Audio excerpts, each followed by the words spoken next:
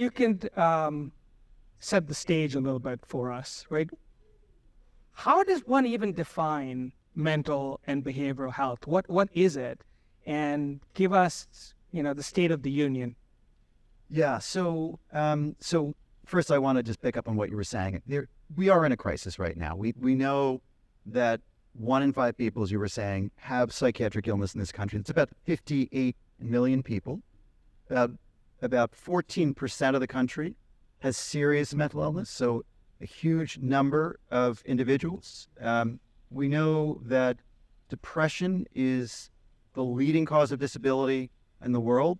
Psychiatric illness, for the most part, is really lifelong. About 50% of all cases of depression start before age 14, 75%. I know we have some child experts in the room, so correct me if I'm getting these numbers wrong, but 75% before age 24. There's often a 10-year lag between symptom onset and starting treatment. So we know these illnesses are very prevalent. We know they're extremely disabling, and we know that psychiatric illness drives increased medical utilization, increased costs. We know that patients with heart disease, Jim, I know you can speak to this, and diabetes and various other medical problems with co-occurring psychiatric illness do much worse, not just psychiatrically, but medically. And often they don't do better until you manage the diabetes, until you manage the depression. The diabetes management isn't there, the heart disease management. So in order to address not just the psychiatric crisis, but in order to address our healthcare ecosystem at large, we really have to address these mental health issues. You can't have health without mental health.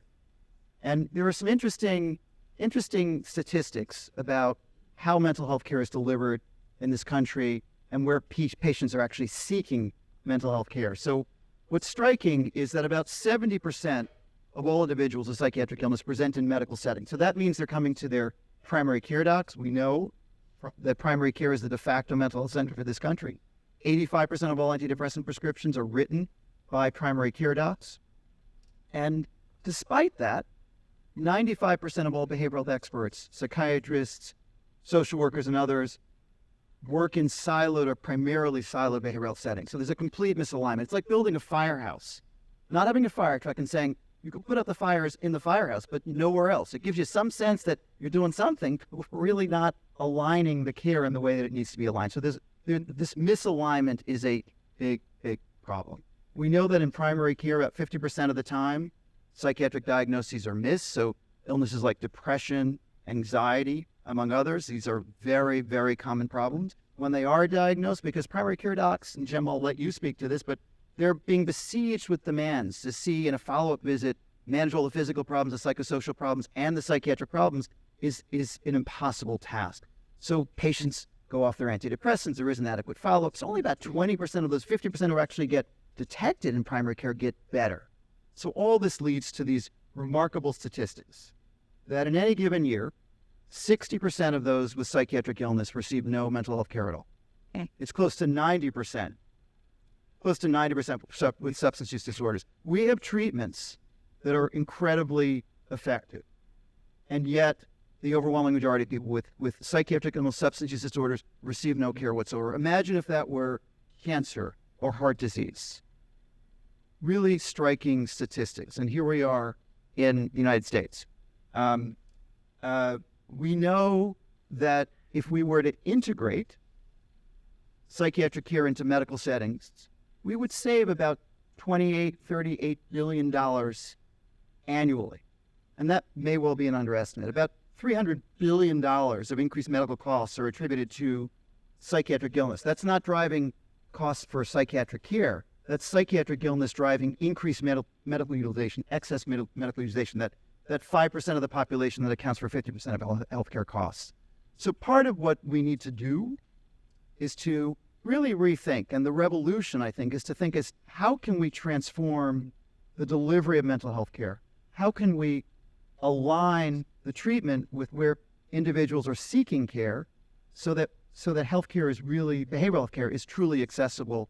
And we think about this in a holistic way, because for too long, mental health and medical health have been bifurcated and really operating in silos. So a lot of what we do at NeuroFlow is trying to integrate those two and to ensure that care is accessible where people need to have that care and their care needs met. So that's a little bit of the state of the where we are. And just to speak to a couple more statistics, and then I want to pass it on to our other distinguished panelists. But, the remarkable statistics, there are 48,000 suicides a year. So you probably all know of the number of suicides and the crisis that we're in there. We know that about a third of all adolescent girls have seriously thought about suicide over the past year. Really terrifying statistic. We know that when you look at suicide decedents, the overwhelming majority have seen their primary care doc within the past year, and many have seen their primary care doc within the past month. So there's a lot that can be done. 110,000 overdose deaths a year. A lot that we can do. The importance of detecting and then treating psychiatric illness and doing that in the right place at the right time is absolutely critical. So that gives you sort of a sense of sort of where we're at. A lot of work to be done.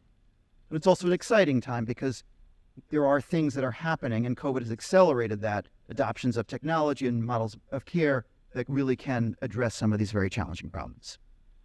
A lot to unpack, Tom. Wanted to maybe focus on two areas initially that you mentioned. You kind of described some statistics for youth, right? You kind of talked about the incidence of depression in youth. You talked about the leanings towards suicide. And then, Amy, perhaps this is a question for you. In your work at Drexel University with students, perhaps you could describe a little bit more about the challenges students are facing and how are universities dealing with this very pervasive issue? It's a great question. So I'm gonna go off the path a little bit here, but I have social anxiety disorder and ADHD and depression. And I say that because, a lot of things, we sit here and we all talk about mental health, but no one wants to talk about their mental health.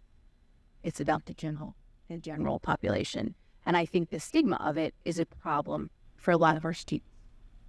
They're also seeing social media. COVID was a terrible thing for our students. But social media, they see all of these perfect pictures, there's body image issues, and a lot of social media influence has had a really hard effect on our students.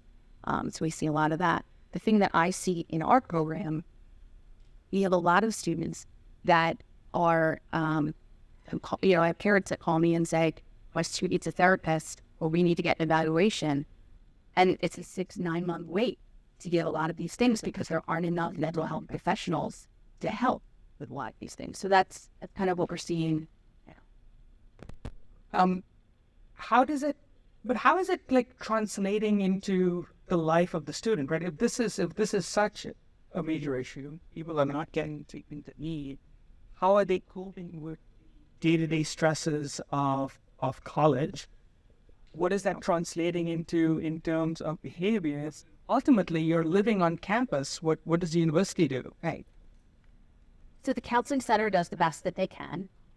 We try and, if a student needs crisis counseling, they can have that immediately or same day. But what it looks like for a student, they're missing in their classes. Drexel has quarters, so it's a little bit faster. So, you miss a few days, you miss a couple weeks, you're basically done for the quarter. So it can have a really detrimental effect on students. I think there's more public safety wellness checks that we've had because students have to be checked on if no one has heard from them in their rooms. There have been more suicides. It's definitely a terrible fact.